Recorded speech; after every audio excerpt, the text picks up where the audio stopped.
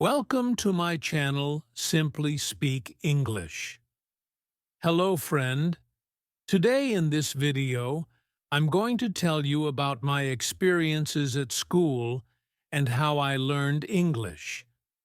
In this story, I talk about the classes I attended, my teachers, and other students from different countries in my class.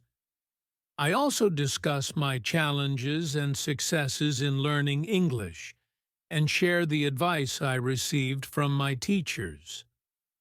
The next day is Wednesday, and I go to school again. I am happy that I go to this class not only because of our teacher. I like this class because there are students from many different countries in our class. Some students are from Europe, some students are from South America. There is also one student from Japan and one from South Korea in my class. This is good for me because the students don't speak my native language.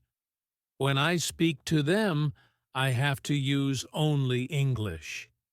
It is very good for my practice. Today, we have another new student in our class. Her name is Doris. She is from Argentina. At the beginning of the lesson, Doris says that she thinks that she doesn't have a talent for studying languages, but she wants to work hard to improve. My teacher asks her, "Why do you think that you don't have a talent?"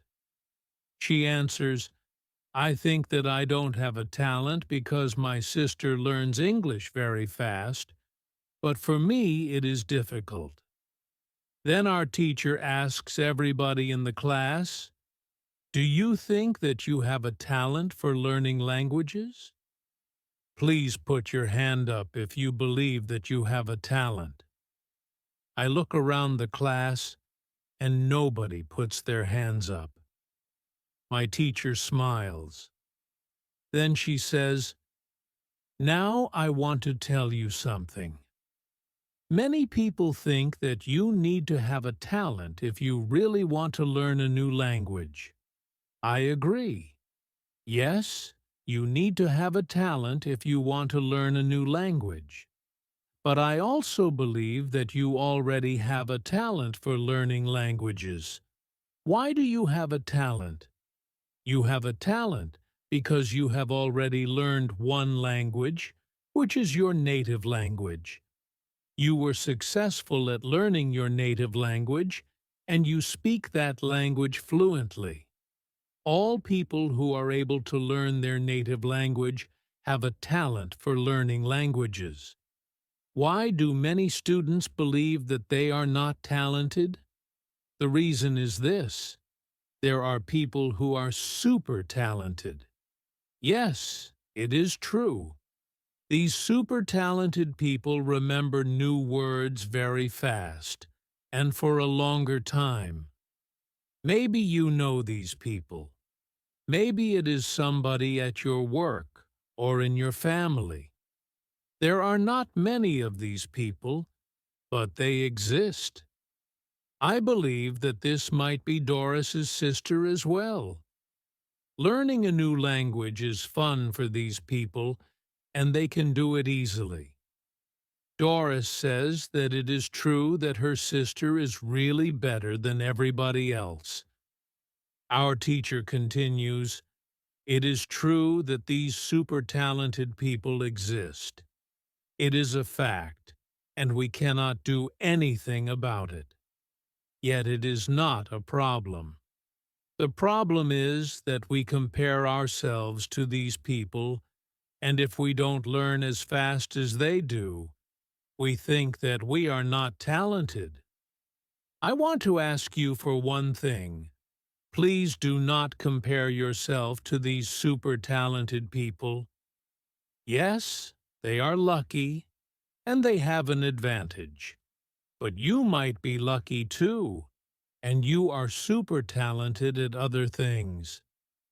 Maybe you are more talented than others when you learn to sing, swim, play tennis, count numbers, cook, or repair hair or cars. People are not all the same. It is the beauty of this world. Now you can believe that you are also talented. Maybe not super talented, but talented. When you believe that you are talented, learning English will be easier for you. These words from our teacher are very helpful for us. I know that I am talented at playing football and tennis.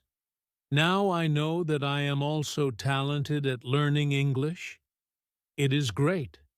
What is also great is that there is a school party in the evening. I really look forward to this party. I know that some girls from our class are going there. I hope that our new student Doris is also going to the party. I have known Doris for only one day, but I like her a lot. If you can speak your native language, then you have a talent for learning English and how to speak fluently. On Monday, I go to school again. Our teacher asks us how Friday's school party was. One student says that the party was great. We had a lot of drinks and a lot of fun. The girls from our class enjoyed the party as well. I enjoyed the party a lot because Doris was there. I could talk to her, and we danced together. It was all very nice. There were also 2 boys from my football team at the party. These boys were from Brazil. Their English skills were basic. They could speak only in short sentences, but they were extremely funny at the party. They made a lot of jokes about life in England, about other players from our team, and about girls from their class. Everybody laughed. Their sentences were very short, with only 3 or 4 words, but they were able to speak fluently.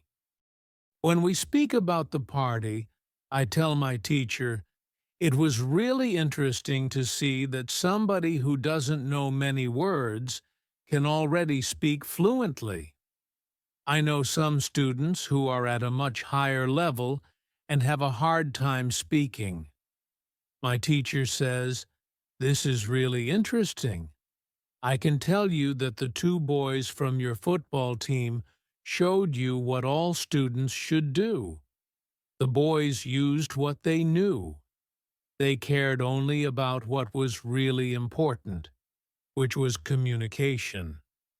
Then one girl asks, "So what should we do if we want to speak English fluently? Should we go to parties and make jokes?" My teacher says, "First, let me explain what fluent speaking is.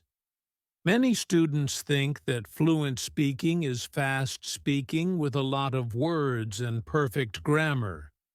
However, there is a better, more correct definition of fluent speaking. Fluent speaking is speaking without long pauses. Some people can do it at 1,000 words, and some people can do it at 2,000 words. Yet there are also people who know 3,000 words and aren't able to speak fluently. If you want to speak fluently, you have to practice speaking. There is no other way to improve your fluency. Speaking is a physical activity. It is like playing a musical instrument.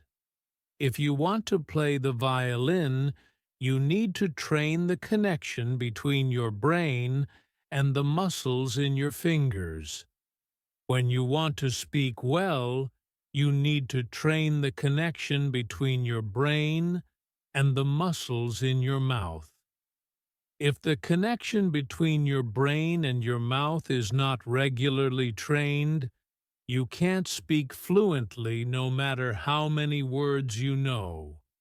You can't complain that you can't speak fluently if you don't practice speaking often. Maybe you have this experience. You meet a foreigner who wants to speak with you in English. You want to say ideas that are in your head, but you aren't able to do it. You can't find the right words. Then, when you end the conversation and play it back in your head, you see that you actually know the right words, but by then, the conversation is already finished. Why do you experience such situations? Because you have little training. Your speaking isn't automatic. It is not automatic because you don't practice it often enough. When you want to speak fluently, I recommend speaking for at least 30 minutes a day. You can speak to a real person. If you don't have a real person to speak to, you can do thinking aloud. It is necessary to really think aloud and not only think in your head. You need to practice the connection between your brain and your muscles. You can do this by thinking aloud. Does it make sense? Yes, says the girl. If you want to speak fluently, speak for 30 minutes every day. What is the best school? At the next lesson, one of the students asks an interesting question. She says, "Next week I am going home. I would like to continue studying in my country. I don't know how to choose a good school there. Could you help me? How do I know if the school is good or not?" My teacher says, "This is a very good question. I believe that when you read, listen, and speak a lot, you don't have to go to a school. You will learn English naturally by using it. However, if you want to pay for your education, a good teacher can help you speed up the process of learning.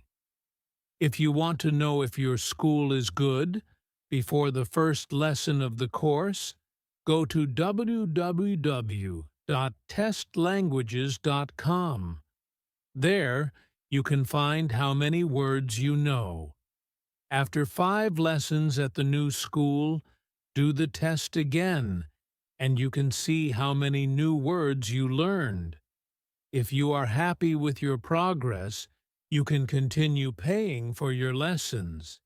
It is also important that you enjoy every lesson and you look forward to the next one. It is important to enjoy every activity which you do with English. I also give private lessons via Skype. If you are interested, I can teach you via Skype if you don't find a good school in your town. You can contact me, and I can help you. "This is great," says the student. "I want to have private lessons with you via Skype. This is great news for me. I didn't know that it was possible to have a private lesson with my teacher. Soon, I am also going back to my country, and I want to have private lessons with my teacher. When you go to school, you have to see your progress and enjoy every lesson. What to do when you need help? It is Wednesday, and I go to school again. At the beginning of the next lesson, Monica has a question for my teacher. She asks her, 'How do you know all of this? Where did you learn information about studying languages?' Our teacher says there are many ways to gain knowledge on how to learn and teach languages. The first one is experience. I have been teaching for more than 7 years. I have many years of experience. When I teach you, I observe what works and what doesn't, and then I use only things that help. I also study materials about learning languages on the internet. When I find something interesting, I test it in one of my classes. If it works, I use it in all other classes. There is also another way I get information. It is usually during moments when I have a question but can't find an answer. During these moments, I go and visit my magic park, and I get the answer there. Monica tells my teacher, "This is interesting. How do you get the answers in the magic park? Where is the magic park? Can we go there too?" My teacher says, "What I am going to tell you is not real to everybody. If it sounds crazy, I am sorry. However, you asked for it, so I am giving you the answer. I believe that if you have a question, then you ask the universe for an answer. The answer comes. When I have a question, I go to the magic park. I sit on a bench, relax my body. I slow down my breathing, and I try to free my mind. Then I ask the question, this is all. Sometimes the answer comes as a new idea in my head. Sometimes somebody who I speak to later tells me something that helps me get the answer. Sometimes I watch an interesting video on the internet and I find the answer there. Sometimes the answers come the next day in the morning when I wake up. What is interesting is the fact that the answers keep coming. I am so grateful for them. As I said, you don't have to believe what I am telling you. But this is what I do and how it works for me. The park is not very far from here. It is a 10-minute walk. A lot of people go to the park to relax. It is beautiful. It has a very nice atmosphere. I call it a magic park because it is magical for me. My teacher's words are very interesting for me. I didn't know that people can ask the universe for answers. Maybe in the future, when I have some interesting question, I can go to the park and also ask for an answer. When you have a problem with something, ask for help. Summary: the next day, one girl asks our teacher an interesting question. She says, "Thank you for the information you are giving us on how to learn English. Could you give us a summary with rules on what we can do every day to learn English well?" Our teacher says, "Okay, I will try to give you a simple summary. If you want to speak English well, you need to do 3 things. You have to read, listen, and speak. You already know that. What is important is that you do all these 3 activities about the same amount of time. If you leave one out, then your progress will not be as fast as it could be. From my experience, I can say that it is important to use English every day for at least 90 minutes. You don't have to study, but you should use English actively. Now I will explain every activity in more detail. Let's start with reading. You should read for at least 30 minutes every day. It is the minimum. Don't read to study English. Read to get some new information. Read to enjoy an interesting story. I know that I repeat this information again and again, but it is really important. Then you should listen to English for at least 30 minutes every day. Again, It should be something which you are interested in. You should enjoy getting the information. You should start to listen to simple audiobooks on use first. Then you should go to a higher and higher level of books and use. When you know 2,000 words, you should start watching films and videos on the internet. Then you should speak. You already know how important it is to speak when you study English. Again, it is important to speak for at least 30 minutes every day. Of course, the best way is to speak to real people. It can be your teacher, your classmates, colleagues, or friends. Try to find somebody who is at your level of English or a little bit better and speak with this person. However, if you have nobody to speak to, with shadowing and thinking aloud, you can also get a lot of speaking practice every day. I use these techniques very often when I learn Spanish. I don't have any native Spanish speakers in my life who I would meet every day, so I use these two techniques to improve my Spanish. As you can see, studying English is simple. All you have to do is read, listen, and speak. This is all. Now you know how to do it. "Thank you," says the girl. "This is what I needed to hear. You are the best." I am also very glad that the girl asked this question. It is my last day at school, and I needed some kind of summary on what I can do on my own. During the 4 weeks I have spent with my teacher, I have learned a lot. I have also improved my English very much. My teacher knows that this is my last day at school. She asks me if I want to say something to the other students in the class. I say that I was very happy to be a part of this class, and I met a lot of nice people. I give everybody my email address, and I tell them that they can contact me if they want to. Then I say goodbye to everybody. I'm a little sad, but I know that I have to continue with my life. I can't be at school forever. Now it is up to me to improve my English. I have all the tools I need. Now it is 1 year after my last day at school. I have used English every day.